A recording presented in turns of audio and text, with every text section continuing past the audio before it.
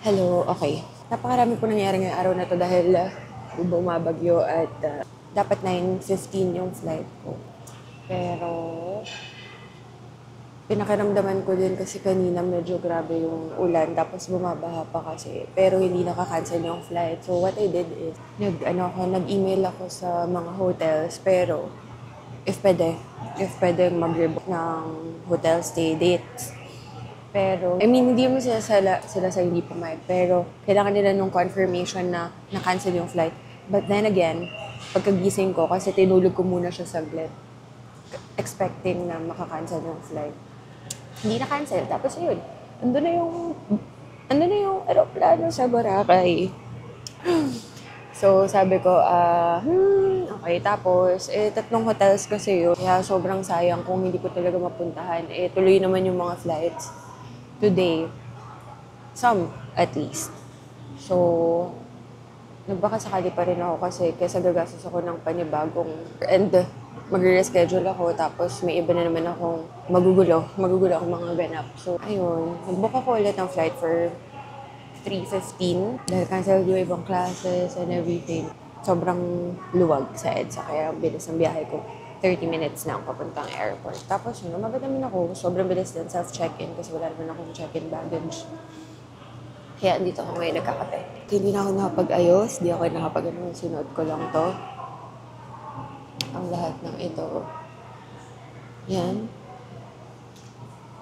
Umuulan pa rin ngayon. So, let's see. Dito pala to sa gate ng 131.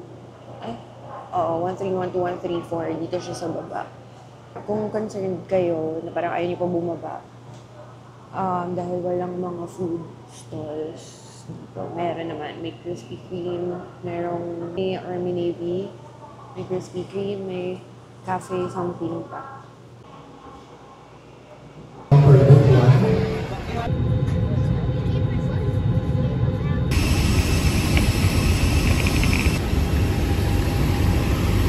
I booked my airport transfer on Klook and I'll talk more about it later in this video.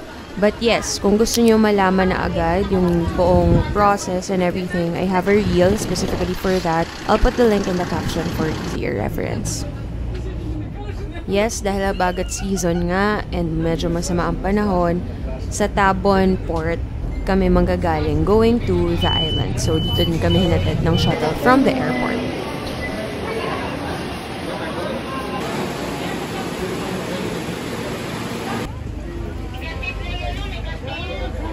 Low tide po ngayon. Yung speedboat nang kailangan natin tumawid po ng floater na I think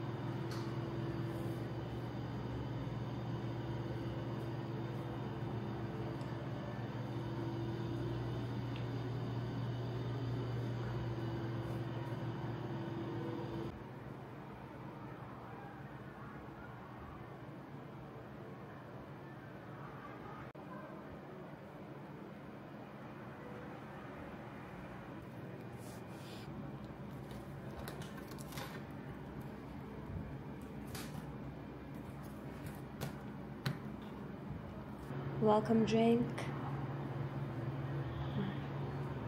Okay, papayo. Kompleto naman. Teapot, laundry bag. Let's see kapag pinandar natin yung ilaw. Okay. Ooh, the balcony.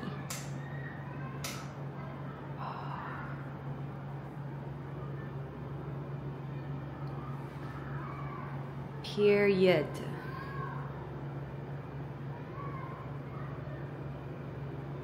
Ang ganda.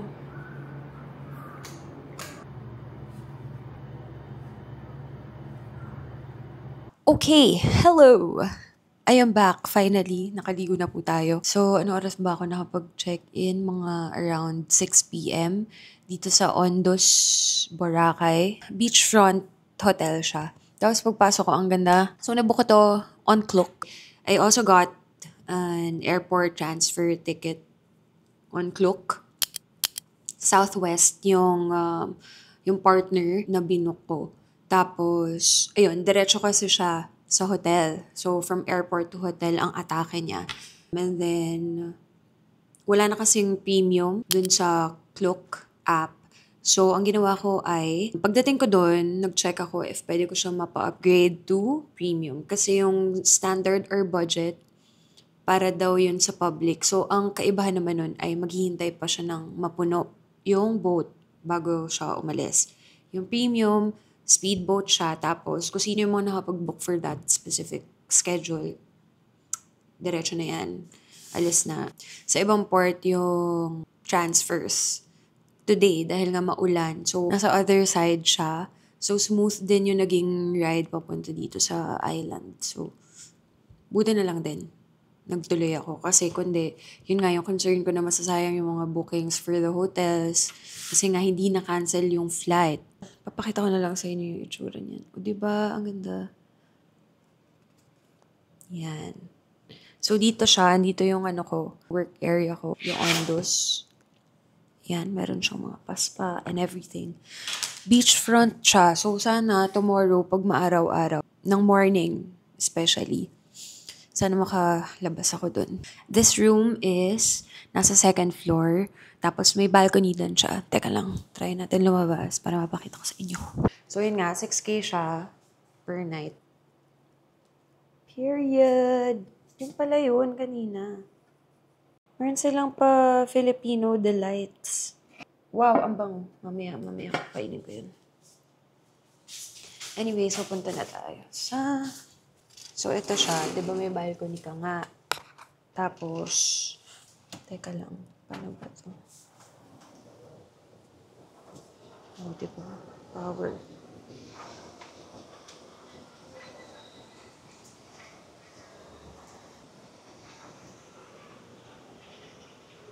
Ay, paano? Paano? Papasok.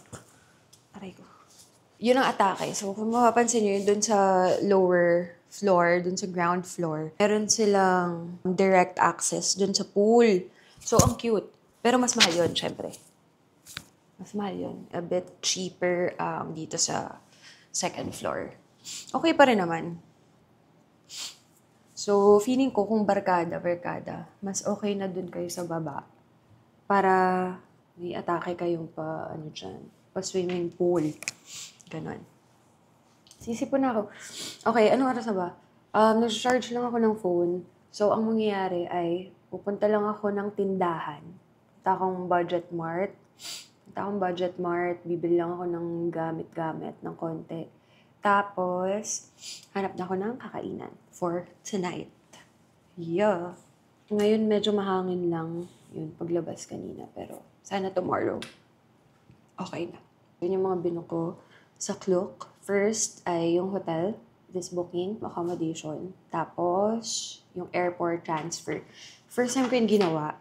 Actually, sobrang ganda kasi before, di ba diretso tayo. Pagbaba ng airport, pupunta ka pa dun sa may terminal, tatawid ka pa. Dun sa airport transfer, dun may mga booth doon for the different suppliers or partners. Yun yung paglabas, pag-exit nyo pa lang. Kung makikita nyo na yun, may mga booth doon. Tapos, yung fifth, yun yung sa Southwest. At confirm lang nila kung ano yung details and yung hotel mo. So, bigay mo lang yung name mo doon. Ma-receive mo nyo din actually yung email na na-confirm na yung booking nyo for airport transfer. Ang ginawa ko kasi, guys, dahil nga biglaan nga din yung booking. Nung sure na, nung boarding, doon ako nag-book ng airport transfer 3 p.m. kanina.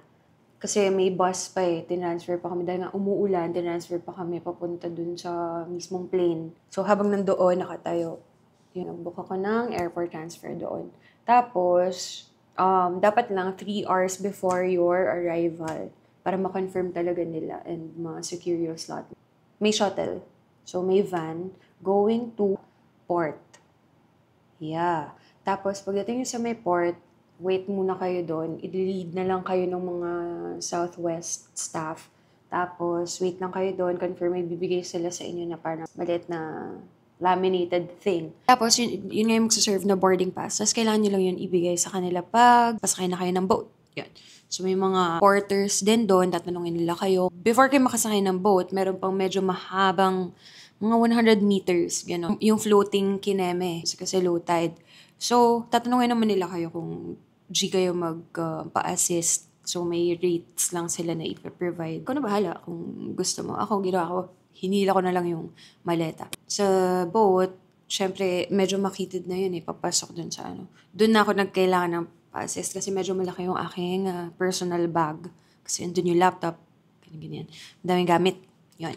So, yun na, napa-assist na ako. Tapos dun sa boat, makikita nyo naman yung porter rates. So, if ever i-assist nila din kayo pababa, yun, abot nyo na lang sa kanila dun sa mga porters. After nung boat ride, may mag-aabang din kasi sa inyo na van. Ginagroup nila yung mga tao na nag-book.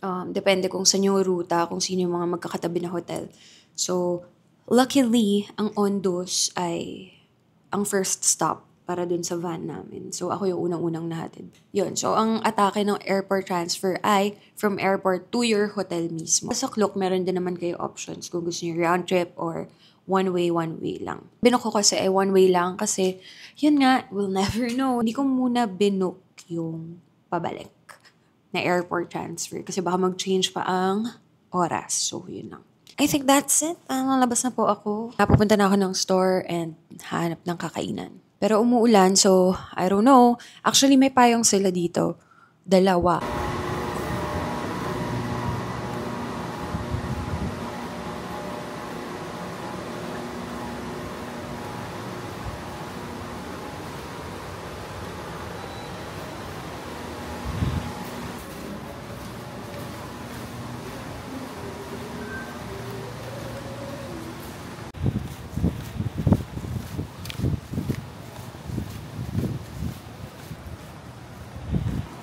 Budget Mart.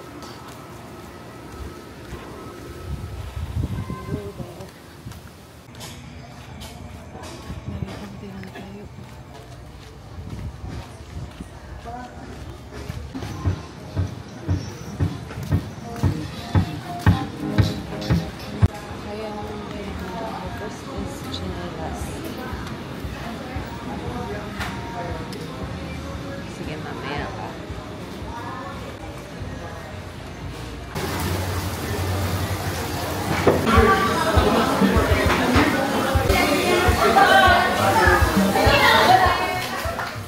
By the way guys, if you have the Bookie app and nakasubscribe kayo sa Bookie Prime, makikita nyo tong restaurant na to and meron silang offer na 500 pesos off your bill if you're able to spend at least 2,500 pesos. So if ever nagrupo kayo pupunta doon, perfect ito for you guys.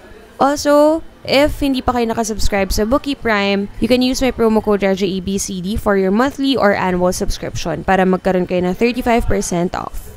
Kung wala naman kayong Bookie app, meron din namang vouchers sa Klook for this specific restaurant. So, check nyo na lang yan. Iwan ko din yung link in the caption.